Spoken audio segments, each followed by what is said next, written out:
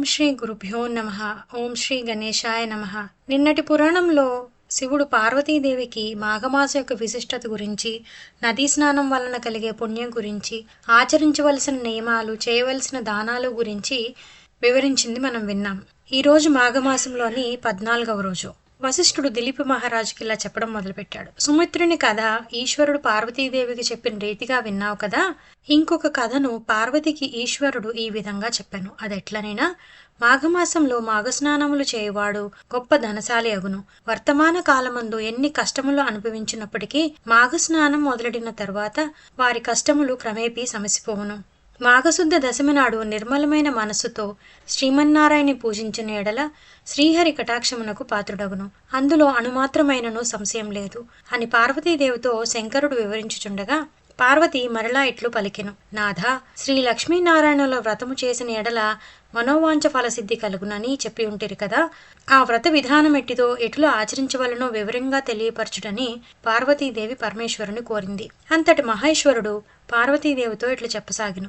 మాఘశుద్ధ దశమి నాడు ప్రాతకాలమున కాలకృత్యములు తీర్చుకొని స్నానం చేసి నది ఒడ్డున గాని ఇంటి వద్ద గాని మంటపము ఉంచి ఆ మంటపమును ఆవు పేడతో అలికి పంచరంగులతో మృగ్గులు పెట్టి మంటపం మధ్య 8 రేకుల పద్మము వేసి అన్ని రకాల పుష్పములు ఫలములు తీసుకువచ్చి లక్ష్మీనారాయణులను మంటపం మధ్యమున ఉంచి గంధం, కర్పూరం, అగరు మొదలగు ద్రవ్యములు విగ్రహాలకు రాసి పూజించవలను. రాగి చెంబులో నీళ్లు పోసి మామిడి చిగుళ్లను ఉంచి దానిపై కొబ్బరికాయ పెట్టి కొత్త వస్త్రమును ఒక దానిని కప్పి లక్ష్మీనారాయణుల ప్రతిమను ప్రతిష్ఠించి పూజించవలను.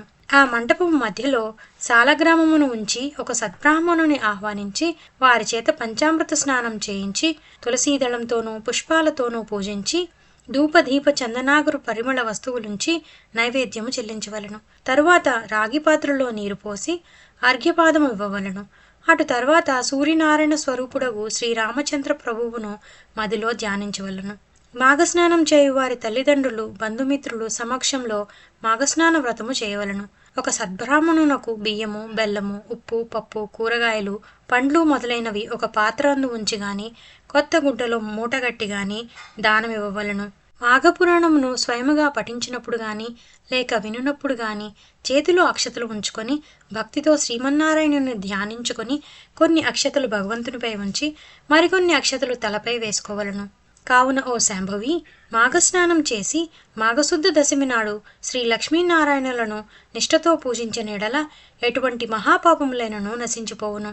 ఇందులోకొక ఉదాహరణను కూడా తెలియజేసేదను. సావధానురాలవై వినుము. గౌతమ మహర్షి ఒకనాడు తన శిష్యులతో కూడి తీర్థయాత్రలు చేయుటకై ఉత్తర దిశకు బయలుదేరాడు. వారు అనేక పుణ్యనదులలో స్నానాలు చేస్తూ ప్రసిద్ధ క్షేత్రాలను దర్శించుచు మార్గమందున్న మునిగుంపులతో ఇష్టాగోష్ఠులు జరుపుకొనుచు అప్పటికి మాఘమాసం ప్రవేశించుట వలన కృష్ణానదిలో స్నానం చేయవలనని ఆ ప్రాంతమునకు వచ్చి విడిది చేశారు. గౌతమ ముని తన శిష్యులతో కూడి కృష్ణానదిలో సూర్యోదయ సమయంలో స్నానం చేసి తీరమునున్న ఒక రావి చెట్టు వద్దకు వెళ్లి మూలతో బ్రహ్మ రూపాయ మధ్యతో విష్ణు రూపిణే అగ్రశివ రూపాయ వృక్షరాజాయతే నమః అని రావి చెట్టుకి నమస్కరించి ఆ చెట్టు మొదట ఆసీనులై శ్రీహరిని విధియుక్తముగా పూజించారు. తరువాత శిష్యులందరికీ మాఘమాస ప్రభావమును వివరించారు.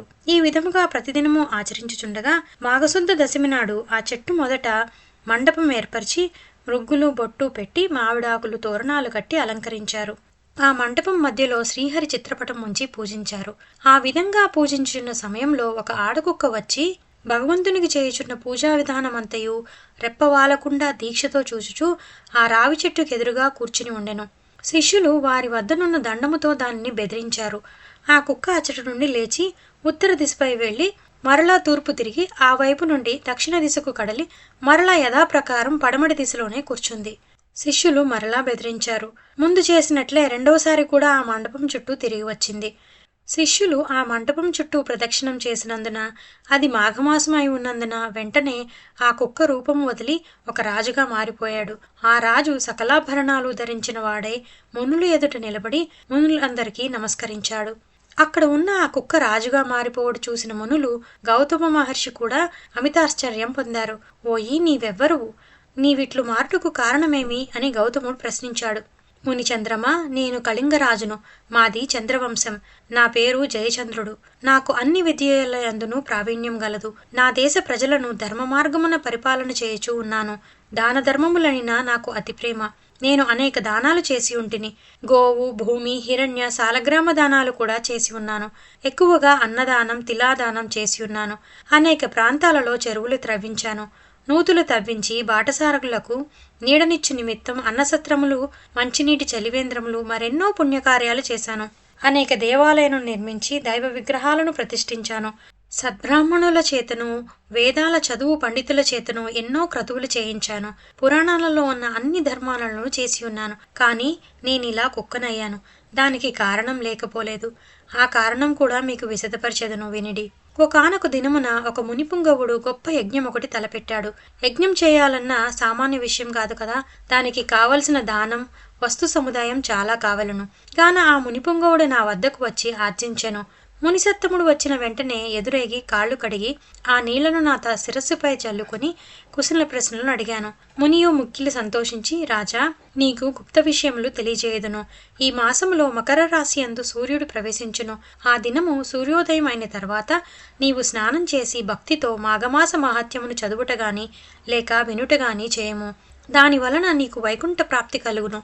అంతియేగాక అశ్వమేధ యాగం చేసిన ఎడల ఎంతటి ఫలము కలుగునో అంతటి ఫలము గాని, తీర్థ స్నానాలు చేయగా వచ్చిన ఫలము గాని, లేక దాన పుణ్యాలు అనగా పంచయాగాలు చేసిన ఫలము గాని పొందగలవు. మాఘశుద్ధ సప్తమి ఆదివారం వచ్చిన గాని, దశమి ఆదివారం వచ్చిన గాని ఉదయమే స్నానం చేసిన, మరియు మాఘ పౌర్ణమి రోజు ఉదయమే స్నానం చేసినచో మానవుడు ఎటువంటి పాపములైనను విడువగలడు. ఒకవేళ ఇతర జాతుల వారైనను మాఘమాసమంతటా నిష్ఠతో నదీ స్నానం ఆచరించి దాన ధర్మాలు చేసి మాఘపురాణం పఠించినను లేక వినినను మరుజన్మలో బ్రాహ్మణుడై జన్మించును అని ఆ మునివర్యుడు నాతో చెప్పగా, నేను అతనిని అవమానించుట మాట్లాడి ఇట్లంటిని. అయ్యా మునిసత్తమ్మ, మీరు పలికిన విషయములు నాకు తెలియను. అవన్నీయు బూటకములు. వాటిని నేను యథార్థములని అంగీకరింపను. ఏవో అతిశయోక్తులు తప్ప మరొకటి కాదు. కాన నేను మాఘస్నానములు చేయుటగాని, దానపుణ్యాదులు చేయుటగాని, పూజా నమస్కారములు ఆచరించుటగాని చేయను. చలి దినములలో చన్నీళ్లు స్నానము చేయుట ఎంత కష్టము. ఇక నాకు ఈ నీతి బోధలు చెప్పకూడదు. నాకున్న ఫలము చాలు అని ఆ మునితో అంటిని. నా మాటలకు మునికి కోపం వచ్చింది. ముఖం చిట్లించుకుని, సరే, నేను చెప్పవలసింది చెప్పాను, అది నా ధర్మము అని యజ్ఞమునకు కావలసిన ధనమును తీసుకోకుండా వెడలిపోయాడు. అంతట నేను ఆ ముని చేతులు పట్టి బ్రతిమాలడగా ఎట్టకేలకు ముని అంగీకరించి ధనము తీసుకుని పోయెను. ఆ విధంగా నేను కొంతకాలము రాజ్యమేలి ప్రాణములు విడిచాను. తర్వాత నాకు కుక్క జన్మయే వచ్చింది. నా పాపఫలమేమో గాని కుక్కగా 7 జన్మలు బాధపడితిని. ఇప్పుడు మీరు చేయి పూజాస్థలము చుట్టూ 3 పర్యాయములు ప్రదక్షిణలు చేసి తినిగాన నా పూర్వజన్మ నాకు కలిగింది. దైవయోగమున ఎవ్వరునూ తప్పించలేరు గదా. ఇటుల కుక్క జన్మతో ఉండగా మరలా నాకు పూర్వజన్మ ఎటుల సంక్రమించిందో వివరింపవేడెదను అని రాజు పలికెను. ఆ రాజు చెప్పిన వృత్తాంతమును ఆ ముని ఆశ్చర్యపడి, మాఘమాసమును నువ్వు చులకనగా చూచుట వలన ఎంతటి విపత్తు గతిల్లెనో అనుభవమే చెప్పుచున్నది. నీ వద్దకు వచ్చిన ముని సత్తముడు, ఉత్తముడు. అతడు పలికిన విషయములన్నీ యథార్థములే. నీవు కుక్కవైనను ఎటుల పవిత్రుడువైతివో ఆ వృత్తాంతమును వివరించెదను. సావధానుడివై ఆలకింపుము. నేను నా శిష్యులతో ఈ మాఘమాసమంతయు కృష్ణవేణి నదీ తీరమందుండిన కృష్ణా నదిలో మాఘమాసమంతయు స్నానములు జపములు చేసి తిరిగి మరొక పుణ్యనదికి పోవుదామని వచ్చియుంటిమి. మేమందరము ఈ వృక్షరాజము కింద విష్ణు విగ్రహాన్ని పట్టి పూజించుచున్నాము. కుక్క రూపంలో ఉన్న నీవు దారిని పోతూ ఇచ్చటి నైవేద్యమును చూసి తినవలెనడి ఆశతో పూజ సమీపమునకు వచ్చి కూర్చున్నావు. అప్పుడు నీవెలాగున్నావో తెలుసా? నీ శరీరము బురద మైలా తగిలి ఉన్నది. చూచుటకు చాలా అసహ్యంగా ఉన్నావు. పరిశుద్ధమై భగవంతుని పూజ చేయుచున్న సమయంలో అచట జంతువు గాని పక్షి గాని వచ్చి ఉన్నన దానిని తరిమివేయుట సహజమే కదా. నీవు అసహ్యంగా ఉన్నందున శిష్యులు నిన్ను తపోదండంతో తరిమారు. నైవేద్యం తినవలెనడి ఆశతో ఈ మండపం చుట్టూ తిరిగి యథాస్థానమునకు వచ్చి కూర్చున్నావు. మరలా నా శిష్యులు నిన్ను కొట్టబోవుటచే తిరిగి మళ్ళా వచ్చావు. అట్లా 3 పర్యాయములు తిరుగుడచే భగవంతుడు నీ రూపమును మార్చి నిజరూపమును ప్రసాదించాడు. అనగా మాఘమాస ఫలం భగవంతుని మండపం చుట్టూ తిరగడం వలన పునర్జన్మ వచ్చిందన్నమాట.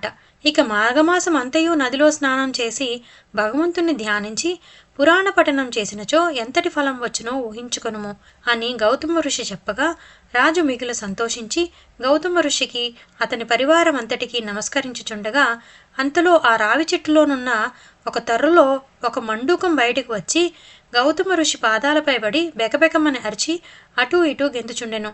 హఠాత్తుగా కప్పరూపం వదిలి ముని వనితగా మారిపోయెను. ఆమె నవ యవ్వనవతి, అతి సుందరాంగి. ఆమె గౌతమ ఋషిని చూడగానే తనకు జ్ఞానోదయమై పూర్వజన్మ వృత్తాంతమంతయు జ్ఞప్తికి వచ్చిందని, అంత గౌతమ ముని, అమ్మాయి నీవెవరవు, నీ నామధేయమేమి, నీ వృత్తాంతం తెలియజేయము అని ప్రశ్నించారు. గౌతమ మునిని చూడగానే తన పూర్వజన్మ వృత్తాంతం తెలియుడిచే తన వృత్తాంతమంతా చెప్పసాగింది.